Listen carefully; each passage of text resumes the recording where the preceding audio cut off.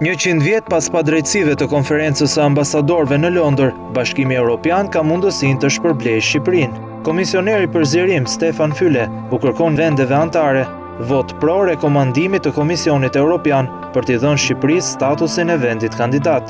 Në një letër drejtuar kancelarive të Unionit, Füle bën një skanim të zhvillimeve integruese.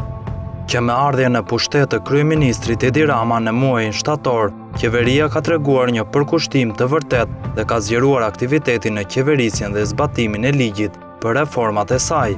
Në dialogun e nivelit të lartë, qeveria prezantoi një plan veprimi i cili paraqet masa të afatshkurtra që kanë për qëllim heqjen e pengesave për hetime të flytshme, riorganizimin e procedurave gjyqësore, përgatitje të bazave për veprime të hollësishme antikorrupsioni dhe forcimin e këtyre praktikave.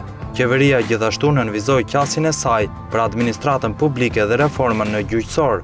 Qeveria njoftoi për qëllimin e saj që të jetë pjesë aktive e Komisionit të Venecias për identifikimin dhe për të adresuar mangësitë e sistemit gjyqësor, sidomos në lidhje me pavarësinë dhe përgjegjshmërinë e tij.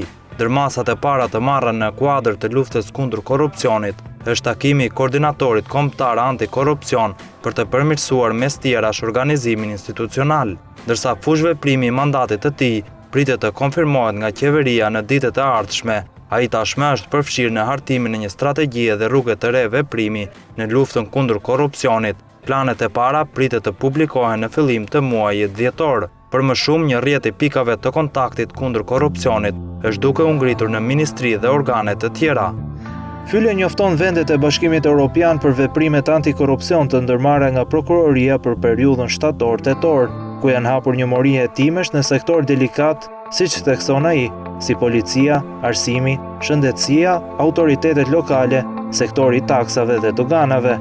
Janë 13 hetime proaktive për korrupsion, informon Füle, ndërsa 9 raste janë referuar prokurorisë për hetim të aseteve në çështje korruptive të nivelit të lartë. Përfshi këtu edhe atë të kryetarit të Bashkisë Vlorë, Shpëtim Gjika, një zyrtar i lartë i Partisë Socialiste, e cila qeveris vendin, thekson Füle. Roli i policisë dhe agjensive të tjera ligjzbatuese zën një vend të veçantë në letrën e komisionerit Füle, i cili shkruan se veprimet e ndërmarra gjatë 2 muajve të fundit kanë krijuar një panoramë pozitive. Në vlerësim të arritjeve dhe punës së qeverive shqiptare ndër vite dhe bashkëpunimit me opozitën në këtë çështje prioritare, Füle jep konkluzionin. Në lidhje me procesin e dialogut të nivelit të lartë, jam i kurajuar edhe nga pjesëmarrja e opozitës, përfaqësueses në Komisionin Parlamentar për Integrimin Evropian, Majlinda Bregu. Për më shumë, krerët e institucioneve të pavarura, përfshirë ombudsmanin dhe prokurori i përgjithshëm ishin të pranishëm. Kryeministri nënvizoi rëndësinë që qeveria e tij i jep Komisionit Parlamentar për Integrimin Evropian dhe gatishmërinë e tij për të punuar bashkë me opozitën në këtë forum. Opozita pohoi rolin e saj në monitorimin e implementimit të reformave në lidhje me integrimin. Unë nga ana ime mirëprita përfshirjen e tyre respektive, ashtu si vendimin e qeverisë për të vënë në jetë një mekanizëm për përfshirjen e shoqërisë civile në procesin e reformave.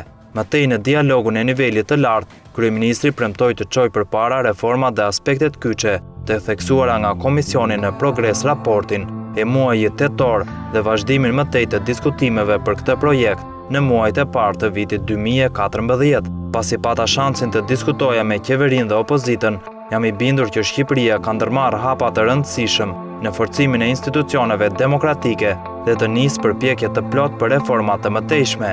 Qartësisht gjatë 2 muajve të fundit, Shqipëria ka forcuar mëtej çështjen e saj për të marrë statusin e vendit kandidat. Me miratimin e rekomandimit të Komisionit, Këshilli do të dërgojë një sinjal të fortë popullit shqiptar dhe të konsolidoj mëtej përkushtimin evropian të vendit. Kjo do të ndihmonte qeverinë dhe opozitën në përpjekjet e tyre për të paraqitur një kulturë politike të përfshirjes më të madhe, nga ana tjetër lehtësimin e përpjekjeve të mëtejshme për reforma.